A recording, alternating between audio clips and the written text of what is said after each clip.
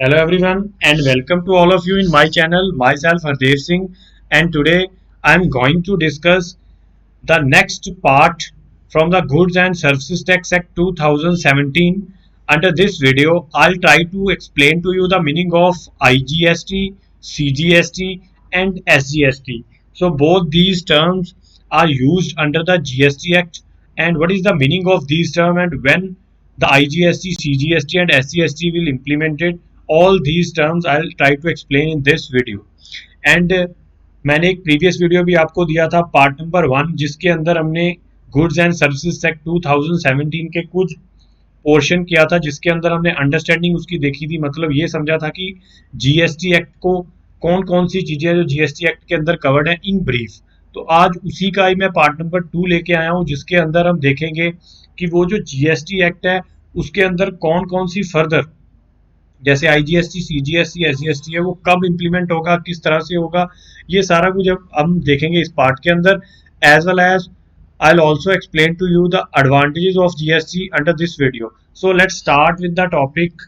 First of all we have the understanding of CGST, SGST, UTGST and IGST. सबसे पहले हमको ये समझना होगा कि इन तीनों टर्म का मतलब क्या है। तो ये एक्सप्लेन करने से पहले मैं आपको बता दूं एक इम्पॉर्टेंट चीज जो जीएसटी के बारे में है। GST imposed on the supply of goods and services. तो here important thing is supply. तो सबसे इम्पॉर्टेंट चीज है जीएसटी के अंदर सप्लाई। तो सप्लाई का मतलब आप सारे समझते हैं।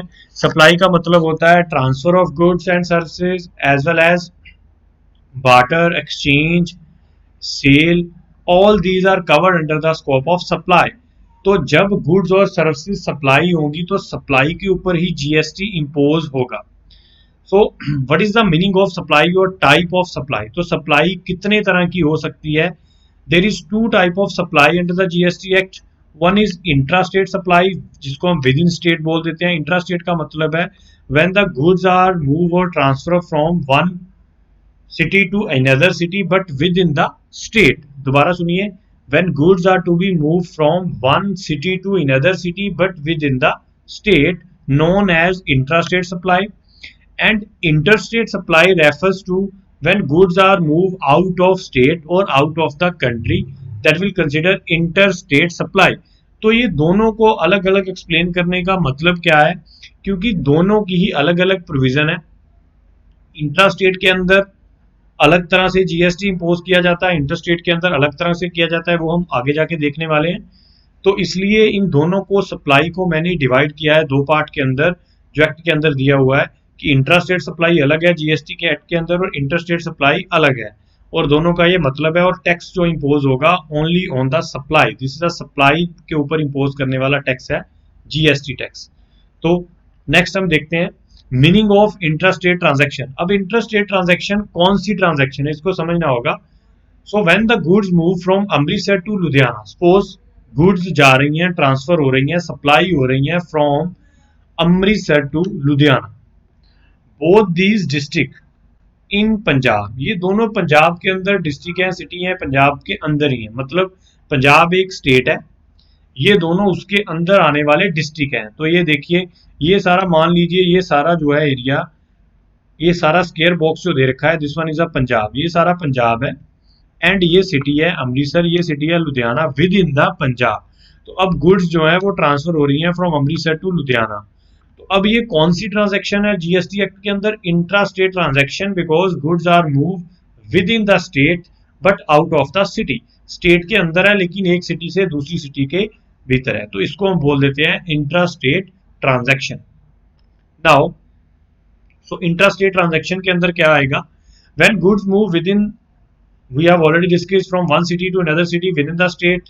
so in such case the tax will be charged in 50-50%। यहाँ पर 50-50% का क्या मतलब है, ये आपको नीचे समझाने जा रहा हूँ। मान लीजिए rate of GST tax 18% on any goods. मान लेते हैं कि नहीं गुड्स के ऊपर जीएसटी का रेट है 18%, and these goods move with in state. मतलब इंट्रा स्टेट ट्रांजैक्शन है, स्टेट के अंदर ही गुड्स मान लेते हैं ट्रांसफर हो रही हैं, सप्लाई हो रही है। तो टैक्स किस तरह से लगेगा, 18% जो टैक्स है किस तरह से लगेगा, सीजीएसटी की फॉर्म में टैक्स लगेगा 9% in the form of CGST, and state goods and services tax की फॉर्म में लगेगा 9%। तो देखिए सीजीएसटी और एसजीएसटी, टोटल जीएसटी को दो पार्ट में डिवाइड कर दिया जाएगा जब ट्रांजैक्शन इंट्रा स्टेट होगी, और इंट्रा स्टेट ट्रांजैक्शन का मतलब मैं आपको ऑलरेडी बता चुका हूं। So when goods are move within the state but from one city to another city, then the total GST we impose into 50% portion of tax. One CGST, that is Central Goods and Services Tax Act, one SGST, that is State Goods and Services Tax Charges. दोनों 50-50% में लगेगा। मतलब अगर 18% किन्हीं goods के ऊपर tax है, वो goods with in state move हो रही है, तो 9% लग जाएगा सीजीएसटी फॉर्म में और 9% लग जाएगा एसजीएसटी फॉर्म में। अब मैं आपको एक एग्जांपल भी यहीं पर समझा देता हूं। मान लेते हैं जो गुड्स मूव हो रही थी अमृतसर टू लुधियाना ट्रांसफर हो रही थी, उनकी वैल्यू थी विदाउट टैक्स वैल्यू थी 5000। अब 18% the rate of GST on such goods, in goods के ऊपर 18% रेट था जीएसटी का। अब ये किस तरह से इंपोज किया जाएगा, बिल के नीचे किस तरह से लगेगा, ये समझिए, आप समझने वाली बात है। ये आ गया, बिल बनने लगा है, 5000 वैल्यू आई टोटल गुड्स की। अब बिल में जो टैक्स लगेगा वो किस तरह से लगेगा, पहले लगेगा सीजीएसटी जो हमने ऑलरेडी देखा है कितना है जी हमारे पास, हाफ लगेगा जितनी टोटल टैक्स की होगी परसेंटेज। अब हमने परसेंटेज देखी है कि इन गुड्स के ऊपर मान लेते हैं 18% थी, इट मींस 9% सीजीएसटी लगेगा 5000 के ऊपर और 9% ही एसजीएसटी लगेगा 5000 के ऊपर। तो सीजीएसटी की वैल्यू कितनी आएगी, 450, क्योंकि अगर आप 5000 का 9% करोगे तो 450 आएगा। एसजीएसटी निकालेंगे तो उसका भी सेम ही आएगा। तो इस तरह से इम्पोज किया जाएगा टोटल टैक्स। तो अगर 5000 का 18% करेंगे तो भी बनेगा 900। अगर 5000 का आप 9% सीजीएसटी में दे दो, एसजीएसटी में भी 9 दे दो, बनेगा टैक्स उतना ही, लेकिन दो पार्ट में डिवाइड करके दिखाया जाएगा। सीजीएसटी के अंदर भी दिखाया जाएगा 450 का अमाउंट, और उसी तरह से एसजीएसटी के अंदर भी दिखाया जाएगा। इसलिए इसको बोला जाता है कि टैक्स जो है उनको 50-50% में डिवाइड कर दिया जाता है when the transactions are to be interstate transaction.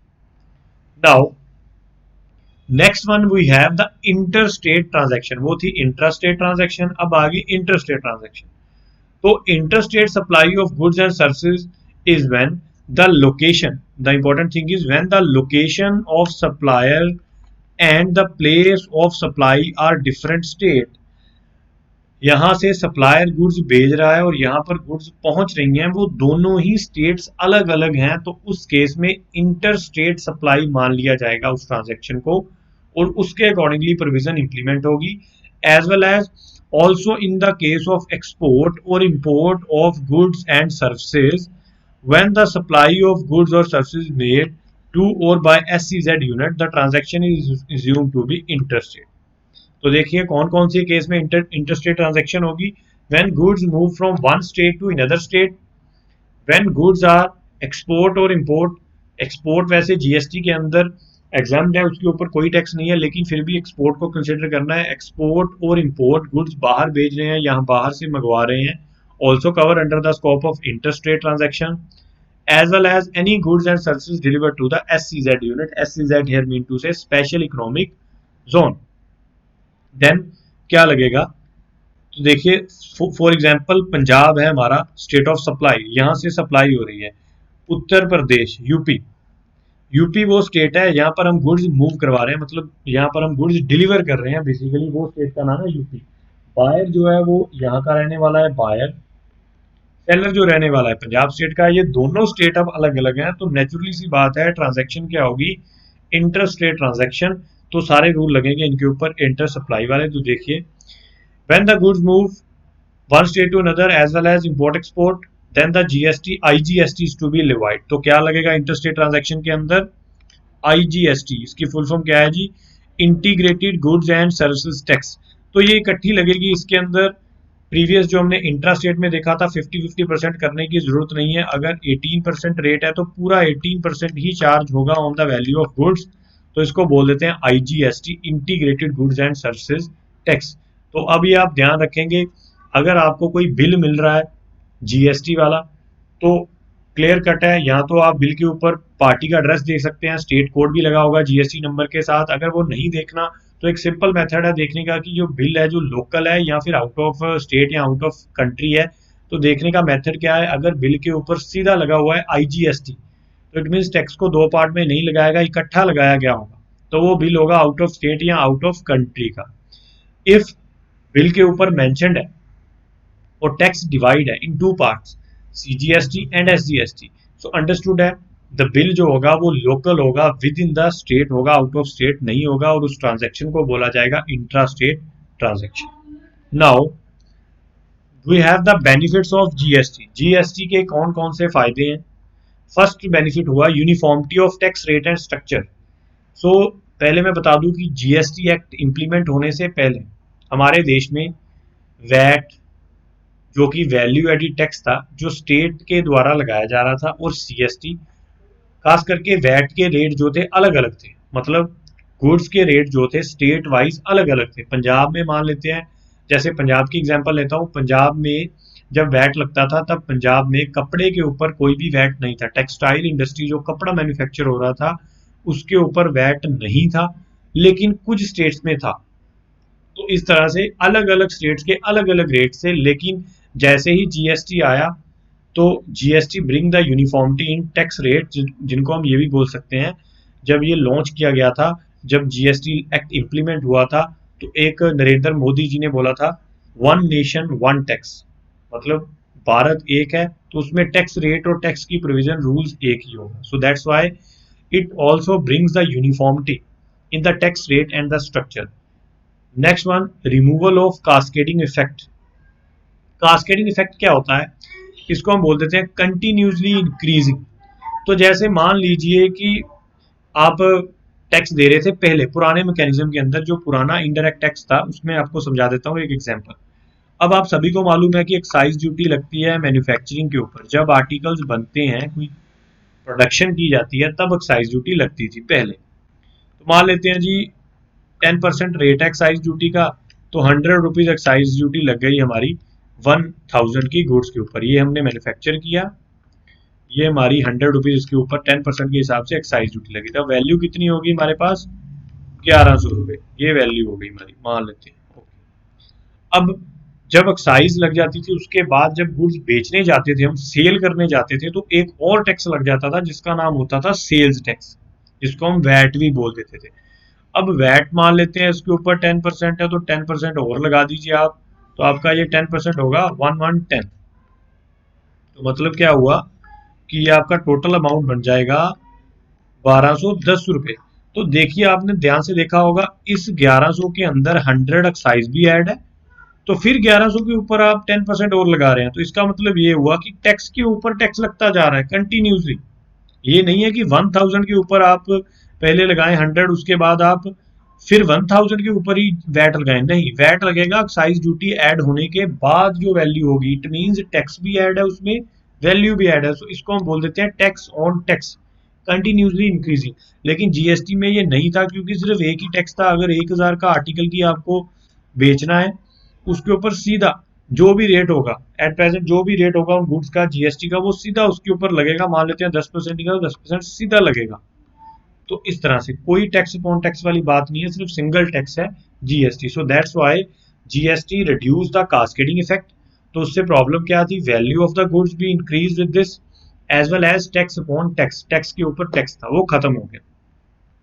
Next one is benefit to the small tax payer, composition scheme. तो ये मैं आपको बता देता हूँ कंपोजिशन स्कीम क्या है।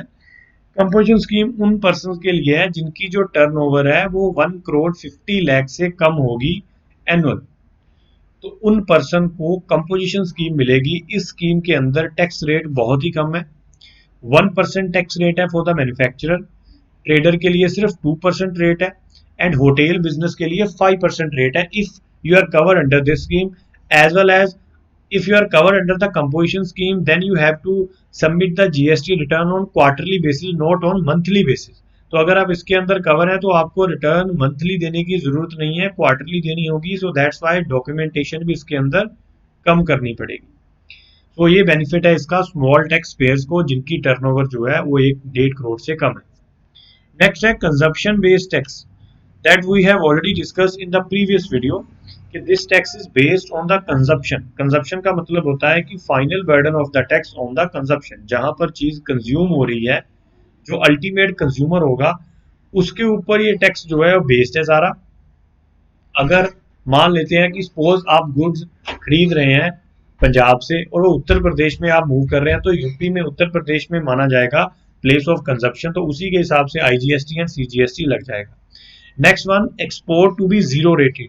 तो जैसे मैंने पीछे थोड़ा सा आपको हिंट दिया था कि एक्सपोर्ट और इंपोर्ट भी कवर है, लेकिन एक्सपोर्ट के ऊपर जो रेट है जीएसटी का वो 0% है।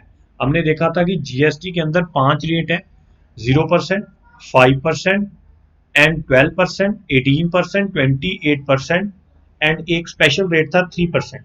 तो उसमें से जो 0% रेट है will implement on the export, जब एक्सपोर्ट होगा उसके ऊपर 0% रेट लगेगा। GST is a transparent tax. Transparent इसलिए है बिकॉज एक नेटवर्क बना हुआ है, जीएसटी बोल देते हैं, GSTN sorry, goods and services tax network. इस नेटवर्क के ऊपर हम इसको पोर्टल भी बोल देते हैं जीएसटी का। इस पोर्टल या नेटवर्क के ऊपर सारी इंफॉर्मेशन अवेलेबल है, मतलब you can upload the return, tax, everything should be on the portal. सारा कुछ पोर्टल के ऊपर है। आपने रिटर्न भी ऑनलाइन देनी है, आपने टैक्स भी ऑनलाइन सबमिट करना है, तो सारा कुछ आपको ऑनलाइन नजर आ रहा है कि किस क्वार्टर की रिटर्न कितनी जा चुकी है, कितना मेरा पेंडिंग है। लेजर दी होगी आपको इलेक्ट्रॉनिक कैश क्रेडिट कि कितना मेरा रिफंड बनता है, कितना मैंने कैश पे करना है अभी, कितना मेरा बैलेंस है। Everything should be transparent, so that's why GST is a transparent tax system also. Next one is separate tax for the goods and services. तो पहले क्या था, सर्विसेज के लिए अलग से एक नंबर लेना पड़ता था, known as service tax number, उसके लिए अलग से एक रिटर्न देनी पड़ती थी, सर्विस टैक्स रिटर्न। अब क्या है, अब सर्विसेज ले लो चाहे आप गुड्स ले लो, बिजनेस कर रहे हैं आप, गुड्स और सर्विसेज दोनों का माल लेते हैं, तो फिर आपको एक ही नंबर लेने की जरूरत है। There is no need of any kind of separate number goods for goods and services. you have only need a single number, single pan based number known as GST number, goods and services tax number. तो इसलिए दोनों जो taxes हैं अलग अलग भरने की जरूरत नहीं है, अलग अलग डॉक्यूमेंट फाइल करने की जरूरत नहीं है, आपको एक ही नंबर लेना होगा और एक ही जगह पर सारे डॉक्यूमेंट सबमिट करने। and the last one is common portal that we have already discussed, GSTIN, goods and services tax identification network। तो ये एक पोर्टल है, कॉमन पोर्टल। ये जो पोर्टल है बेसिकली गवर्नमेंट ने डिजाइन करवाया, लेकिन इसमें प्राइवेट प्लेयर्स का भी शेयर है, प्राइवेट कंपनी का 51% शेयर है। तो ये कॉमन पोर्टल बेसिकली इसलिए है कि आप इसी पोर्टल के थ्रू रिटर्न भी फाइल कर सकते हैं, एज वेल एज अगर कोई इन्फॉर्मेशन चाहिए, जीएसटी नंबर अप्लाई करना है या जीएसटी रिटर्न सबमिट करनी है, टैक्स डिपॉजिट करना है, तो सारा कुछ इस पोर्टल के ऊपर अवेलेबल है। So that's why GST provide the simplicity to filing the return as well as to deposit the tax to the tax payer. तो ये सारे जीएसटी के बेनिफिट्स हैं हमारे पास। बाकी मैं इसमें एक चीज आपको क्लियर कर दूं, एक इसमें पॉइंट था जो शायद कुछ पर्सन की कंफ्यूजन होगी कि मैंने एक्सप्लेन नहीं किया, मैं उसका आपको बता देता हूँ, वो ज़्यादा इंपॉर्टेंट नहीं है, सिंपल है वो भी। यूटीजीएसटी, जैसे मैंने एक बताया था UTGST, union territory goods and services tax. तो देखिए यूनियन टेरिटरी का मतलब आपको सभी को मालूम होगा, जैसे हमारे देश में एट प्रेजेंट 29 स्टेट और अब 9 यूनियन टेरिटरीज हैं। तो अब उन 9 यूनियन टेरिटरीज में अगर गुड्स ट्रांसफर हो रही हैं तो तब यूटीजीएसटी लगेगा। मतलब ये हुआ, मान लेते हैं जी गुड्स जो हैं वो किसी यूटी में मूव हो रही हैं, जैसे दिल्ली एक यूटी है, यूटी के अंदर ही गुड्स मूव हो रही हैं, या दमन दीव मान लेते हैं, वहां से गुड्स अंदर अंदर ही मूव हो रही हैं, तो तब क्या लगेगा, एक सीजीएसटी, दूसरा यूटीजीएसटी। एसजीएसटी वर्ड नहीं आएगा। अगर किसी स्टेट के अंदर, जैसे पंजाब एक स्टेट है, वो एक यूटी नहीं है, यूनियन टेरिटरी नहीं है, अगर पंजाब में ही अमृतसर से लुधियाना गुड्स जा रही थी तो सीजीएसटी और एसजीएसटी लगेगा, क्योंकि वो एक स्टेट है। तो क्या लगता था, सीजीएसटी और एसजीएसटी। लेकिन मान लेते हैं अगर किसी यूटी, जैसे दमन और दीव एक यूटी है, उसके अंदर अंदर ही गुड्स मूव हो रही हैं, तो क्या होगा, फिर आप लगाएंगे एक तो सीजीएसटी 50% टैक्स इसके अंदर, 50% फिर एसजीएसटी की जगह पर वर्ड आ जाएगा यूटीजीएसटी, क्योंकि वो यूनियन टेरिटरी है। तो इस तरह से आपको ध्यान में रखना होगा, अगर यूटी है तो एसजीएसटी की जगह पर यूटीजीएसटी आ जाएगा, अगर यूटी नहीं है, वो यूनियन टेरिटरी नहीं है, तो सीजीएसटी और एसजीएसटी आ जाएगा। तो all these are the various benefits of GST. तो थैंक यू गाइस, तो नेक्स्ट वीडियो में आपके लिए लेके आऊंगा, तब तक के लिए थैंक्स एंड अगर आपको मेरा ये वीडियो अच्छा लगे, कमेंट करना, लाइक करना और मेरे चैनल को सब्सक्राइब भी ज़रूर कर देना। Thank you.